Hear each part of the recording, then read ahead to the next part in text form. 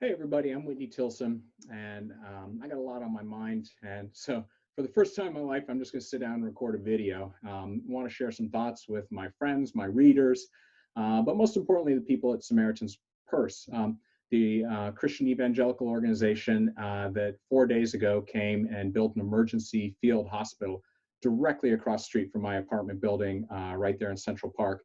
And I've been volunteering there since the very first day, basically all day, every day, 12 hours a day. Since then, I've been getting a lot of questions, been having incredible experience. But most importantly, I want to thank all the people there. And as I've been going around shoveling and hauling mulch and nailing down tar paper and setting up barriers and putting up tents, and just hauling materials, all the things I've been doing. I've really been a sort of a jack of all trades. Everyone's been thanking me, but I'm like, no, I want to thank you. This is my hometown. This is literally my backyard. And all of you have come here from all over the country. Nobody's paying you to help us, me and my fellow New Yorkers, during our hour of deep, deep need. I'm sorry, it's very emotional for me, uh, but we're in serious need right now. Nearly 1% of New York City's population has gotten infected. A lot more probably, but these are just the ones we've tested that we know.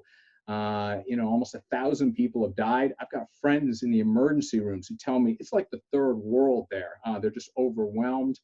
They don't even have basic PPE like masks, much less proper personal protective equipment.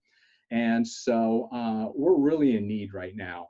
Lives are on the line, and we did not prepare appropriately for this. And now we're in big, big trouble. And a lot more people are going to die unless people really step up. And so this organization that I'd never heard of before, Samaritan's Purse, dropped everything. They just set up a hospital in Italy, which has been hardest hit in the world, and came here. I saw what they were doing when I was just out walking my dog on Sunday morning with my wife. And out in the field right across the street, we saw some blue tarps down, a couple trucks there, a couple police cars stopping traffic, whatever. And didn't really think anything of it, had no idea what it was. Then 6 hours later in the afternoon, was out there walking my dog. And lo and behold, there were a bunch of tents already up. And I couldn't believe that what had already happened just in the 6 hours. And somebody said, oh yeah, that's a group setting up, that's an emergency field hospital. And I just assumed it was Mount Sinai, the hospital right across the street. It was just setting up an overflow there. But no, I later learned it was this group called Samaritan's Purse. And again, didn't think much of it, didn't think there was anything for me to do, but I'm sort of been looking for things to do because it's been very frustrating sitting here at what is now ground zero of the most serious pandemic in certainly the last century. And not being able to do anything, just sit here cooped up in my apartment. So when my friend Alistair DuPont emailed me and said, hey, Whitney, I heard about volunteer opportunities here through my Christian men's group that I'm a part of. You want to come on over and help out? I said, sure. And so went on over Sunday afternoon, and there was a whole group of us. There must have been 50 volunteers. And at that point, we were still putting up tents. So we were hauling, these big plastic, heavy jigsaw puzzle pieces almost that make the floor of these tents. And then once we did that and locked them all in together, we framed out the tent, or some of them are sort of inflatable. And then we put the canvas over it. And then there was a huge job staking it all down and so forth. So that was what I did basically Sunday night. Monday morning, got up, went over, and sure enough, there were a bunch of volunteers there. And at that point, I'd emailed a bunch of my friends. So Tony and Aaron and Nick and a bunch of my friends came on over. And we made ourselves busy for 13 hours. There was no shortage of things to do. Setting up a lot of tents, hauling those big metal police barriers and setting up a perimeter around the property. And then we sort of thought we were done. And then a huge truck came and dumped a mound of mulch, 6 feet high. It was probably literally a ton of mulch. And we realized, they told us what we got to do is lay out pathways through here because it's been raining, the grass and the field was getting all muddy, and you can't have all the people there, slipping and sliding and getting muddy and tracking mud into the tents. So basically, for another day and a half, 2 more dump trucks came. Ended up being 3 full trucks, 3 tons of mulch, and there were dozens of volunteers that were laying that mulch out, laying out walkways, basically. And I'm sort of proud of myself, made myself super useful because we only had a few shovels.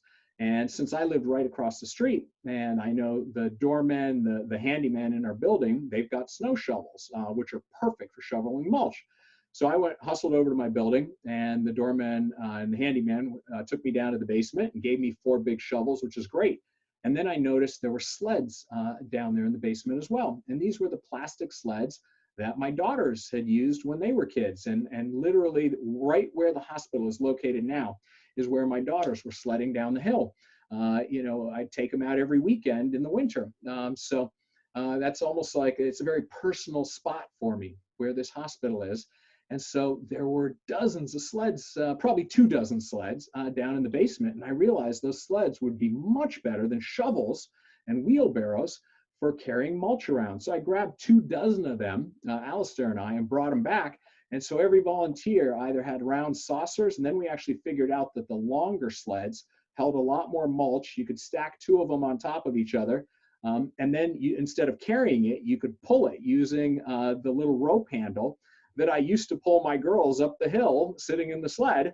Was perfect for pulling mulch. So the combination of the sled discovery plus a whole lot of volunteers, we moved those stacks of mulch and set up those walkways like you wouldn't believe.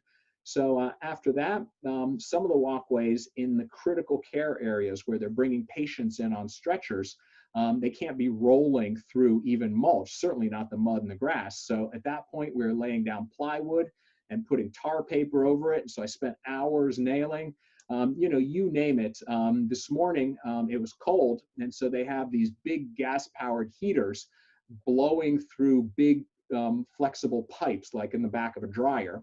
And so we were wheeling around these huge, heavy heaters, hooking up those flexible pipes into each tent, then to the heater, using drills and drilling it all together so it wouldn't come out, running extension cords and thermostats. I'd never done this before, but that's what I was doing this morning. So I could go on and on, but just keeping myself super busy.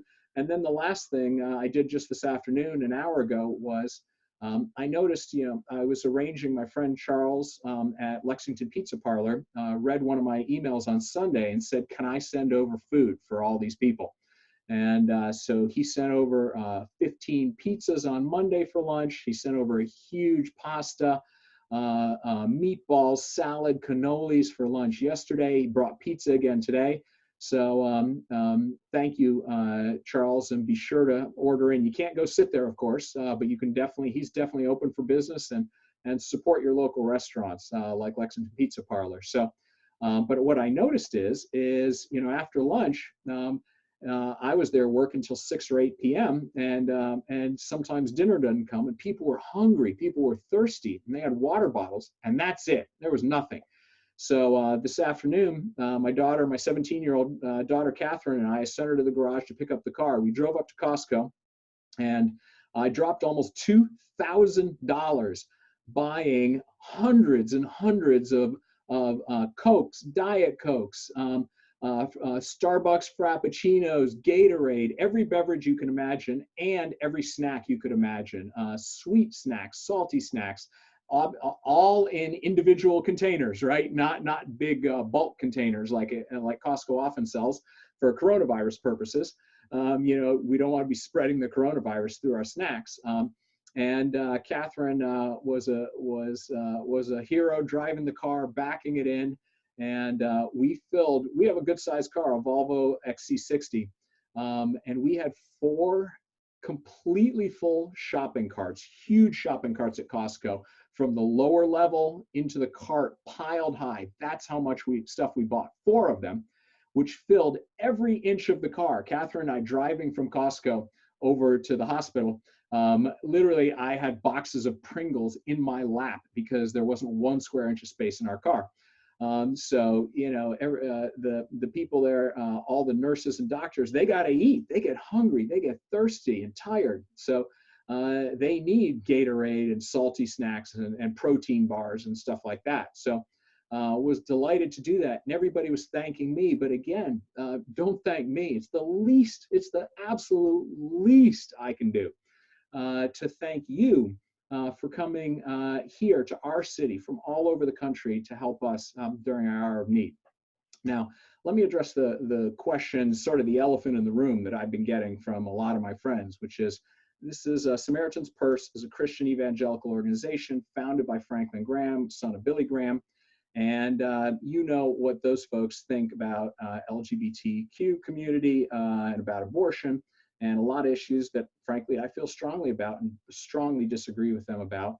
And but on top of that, that's well known, right? And Franklin Graham has said some things that I find abhorrent about my gay and lesbian friends and family, many very close to me. But you know what? So how do I rationalize being over there helping and supporting this organization that he founded? And the answer is during this crisis, during our time of need, when they're coming here, I'm going to set my ideology aside. I'm not going to have arguments with them over those beliefs. We can do that later. I probably will do that later with some of these people who are now, I consider my brothers and sisters. Sorry. It is very emotional to me because, look, I'm not a religious person, but they are here doing God's work. And what motivates them is not proselytizing and this other nonsense I'm hearing, is because they believe that God is telling them to go heal people and help people in distress and save lives. And that's what they're doing here. This is not some sham. Like this nonsense I've been seeing on the internet in these articles. I mean, I thought it was right-wing loonies who trafficked in crazy conspiracy theories, but we on the left are just as bad, it turns out. This idea, there's a rumor going around that all of us volunteers, they were requiring us to sign some waiver, their mission statement, anti-gay, anti-abortion stuff. That's just lunacy. Nobody was asking us to signing everything. They put us right to work, right? And there was another even crazier theory out there that they were only going to treat Christian patients. Somehow they're going to turn away patients who weren't Christian, the overflow from the Mount Sinai emergency room. Are you kidding me? Who's dumb enough to believe that they're going to do that? Their mission from God is to heal all people, not just Christians, And then they've got plenty of chaplains over there, and who are going to be doing a lot of praying for the sick and dying people over there. But there's this idea, somehow they're going to be proselytizing, and while they've got people in bed, can't get away, they're going to be preaching to them, trying to convert them. Are you kidding me? That's the craziest nonsense I've ever heard. So just get it out of your mind. Stop being an idiot. Okay. Now, is it good marketing for them and for their religion that they're out here helping us out and doing great work and saving lives? You bet it is. And you know what? When there are crises around the world, Israel always sends doctors and helps out first. And is that good for Israel's image and the Jewish religion, which is the religion I'm most closely affiliated with through my wife and my 3 daughters? You bet it is. And you know what? I wish every religion were doing a lot more of this, of this good, smart marketing, because it's good for the world. It's helping people and saving lives. And look, I'm not a doctor, but I went in there and I've got pictures, and I can tell when people know what they're doing. And these people have been doing this for a long time. They're a well-oiled machine. It's amazing. In 4 days, they put up a world-class critical care facility with 68 critical care beds, with ventilators, with a whole team of nurses and doctors. This is not being staffed by Mount Sinai. This is being staffed by the people at Samaritan's Purse, many of them who are full-time and who do this, go around the world full-time. Here in the United States, when there are floods and hurricanes, anytime people are in need, that's where they want to go, and they do it internationally as well. And so, you know what? If they want to do that and they're doing that, I will support that 100%. And I will set aside, at least for now, during the crisis, my ideological differences with them. So, we're here in the wealthiest census tract in the United States, the Upper East Side of New York. And I and my fellow Upper East Siders, by and large, lead lives of privilege and comfort. And boy, our world has been turned upside down in the past month. You know, I've been lucky. I don't know anyone who's in the emergency room right now. I know people who've gotten the virus, but you know, it hasn't been too bad for them. It hasn't been life-threatening yet. But one of my closest friends, right across the park, in a building, in a big apartment building full of rich people just like mine, a 53-year-old guy who had no pre-existing conditions, just died yesterday. And I'm 53 years old. Like this is very real. It's very personal. You know, their internal podcast at Samaritan's Purse, they interviewed me and they said, what do you have to say to our listeners? How should they pray? Who should they pray for and all? And I said, you know, I wasn't raised particularly religious, so I don't do a lot of praying, but right now, I want everybody to pray for us. But I said, you got to do more than pray. Yeah, you got to treat the coronavirus seriously because this thing is really bad. It's really serious, and we're going to beat it. And I think we're going to beat it and get it under control sooner than most people think. I think nationally, we're in New York. I'm looking at the data every day. And that's my full-time job as an investment newsletter publisher. I'm giving investment advice to people. And I actually think stocks are a buy because I'm an optimist. And I think I see the light at the end of the tunnel in the data. But the hospitalizations and the deaths are a lagging indicator. That's still going to get worse, even if we've got the spread of the infection under control. And not when I say under control, I just mean not going up exponentially. It's gonna take a while before we really get it down to low levels and all. So you know, it's been a very strange experience here because I've spent the last month almost at 30,000 feet way up here, studying the data, looking at the trends, and trying to give good investment advice to my tens of thousands of subscribers and readers, you know, many of whom are watching this video right now. And like I said, I think we're going to get through this sooner than most people think, and that'll be good for stocks. But there's still we still got a dark tunnel. Even though I see the light at the end of the tunnel, I think I see the beginning of the end. I don't see the end yet, but I see the beginning of the end, right? But that's not because I dismissed this virus like I foolishly did initially. And oh, it's just a little bit worse than the flu or something like that. No, it's not because I'm not optimistic because I take this coronavirus lightly. It's the opposite. It's because I think finally we Americans are taking it seriously, and we're doing the social distancing we need, and we're doing the short-term shutdown. Because the thing is this virus doesn't last very long. It tends to, you know, people get sick, and then almost all of them get better, but the few who need hospitalizing, et cetera, it all happens within a matter of a couple of weeks. So if everybody who has the disease right now, we don't know who those people are yet because there's not widespread testing. But if so what's happening is people who don't have symptoms are out there not doing good social distancing, and they're passing it along, and that's what keeps the virus going, right? So my message to everybody listening here is look, we don't got to shut down for a year. We just got to take this seriously for a couple of weeks, and that'll stop the transmission. Our infection rate, what's called our R0, our reinfection rate, drops below 1.0. That's the key metric. And then that's what happened in China. That's what happened in South Korea. That's what happened in Singapore and Hong Kong when they took it seriously. They were prepared because they dealt with SARS and MERS and whatever.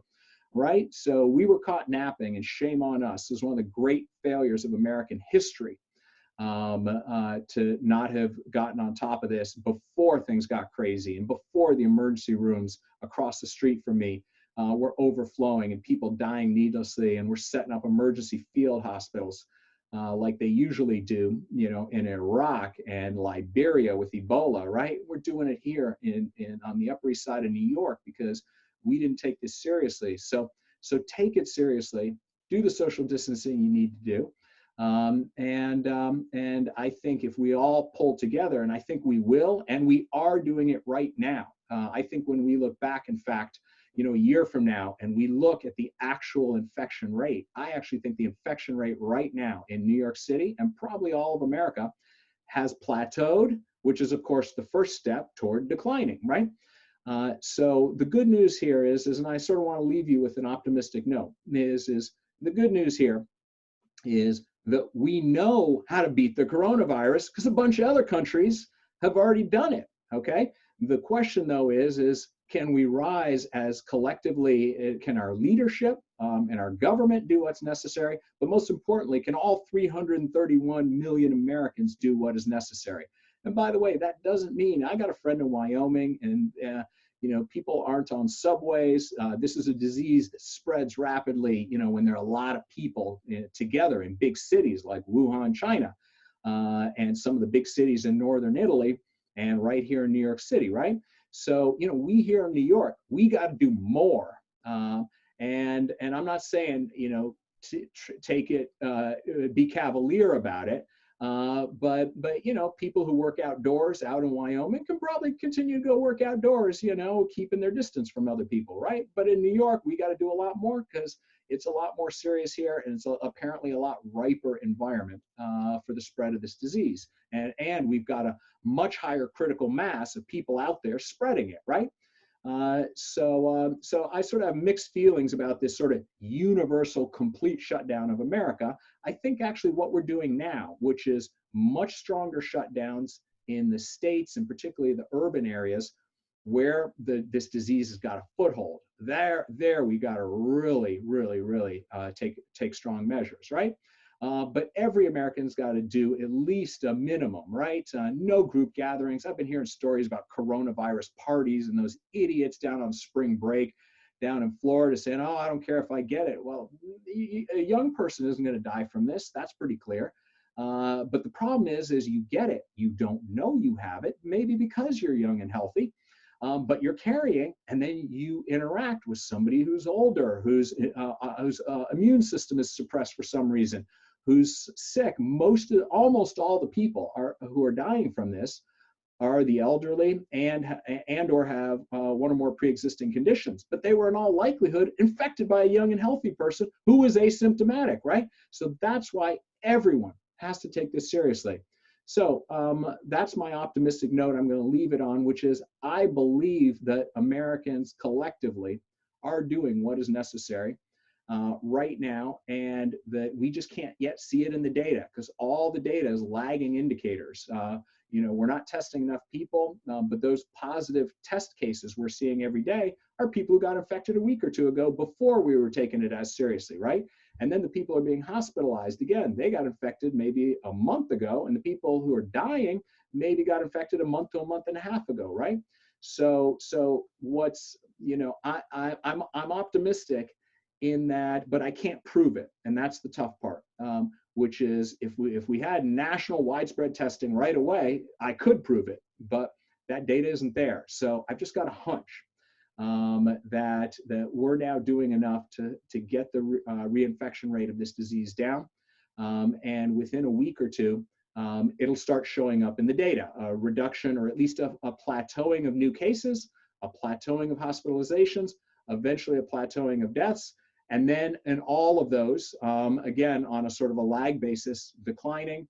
And then we can start, very carefully going back to work, reopening, restarting our economy, and starting to get back to normal. But that's a process that's going to take some time, because until the scientists of the world come up with treatments, and most importantly, a vaccine, that we can absolutely knock this out, and then completely put it behind us. And you know what? I'll just and today, there are just a lot of gloom and doomers out there. You open up your email, you open up your web browser, you turn on the TV, and it's just all gloom and doom. And one of my friends, I think correctly, called it coronavirus porn. In the media business, if it bleeds, it leads. So one of my pieces of advice is I try and tune out all of that. And I try and focus on the data. And And I try and remember that, we Americans, sometimes we're slow to awaken, like a slumbering giant, right? But when we finally do awaken and we finally do get serious, there is absolutely no stopping us. So the reason I'm optimistic about the coronavirus, but also the reason I'm optimistic about my stock portfolio, and I'm telling my subscribers, don't go all in, don't use leverage, don't speculate, don't day trade, but just put money into blue chip companies, carefully selected companies, like Berkshire Hathaway, one of the safest, my favorite company for the last 30 years, or just buy an S&P 500 index fund. And as long as you've got a long-term horizon, I have no short-term view. The headlines are going to be terrible for another week or two, for sure, because keep in mind, hospitalizations and deaths are a lagging indicator, right, by a couple weeks in the case of deaths. So, fasten your seatbelt for a lot of bad headlines, try and tune them out, and just have confidence that the United States is the strongest, wealthiest country in the history of the world. And, we've been a very divided people now, and sometimes to the point of despairing.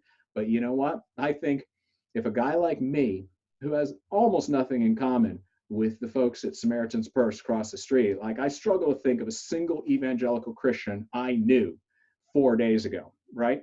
And they probably didn't know a bunch of, Upper East Side wealthy, Volvo driving, latte sipping, wealthy liberals like me, right? Prior to 4 days ago. But you know what? Out there, let me tell you, we are brothers in arms. These people are good people. They believe they're doing God's work. And I have witnessed with my own eyes 12 hours a day the last 4 days that they are doing God's work. And I'm going to embrace them. I'm going to support them. And let's hope that I can send them on their way. We can all thank them and send them on their way soon, because they're going to stay here until we've got this virus under control. And I want that to happen soon, so that I can hopefully at that point give them a big hug, which I can't do now. All I can do right now is record a video and thank you from the bottom of my heart. I know I speak for every New Yorker. Thank you, thank you, thank you.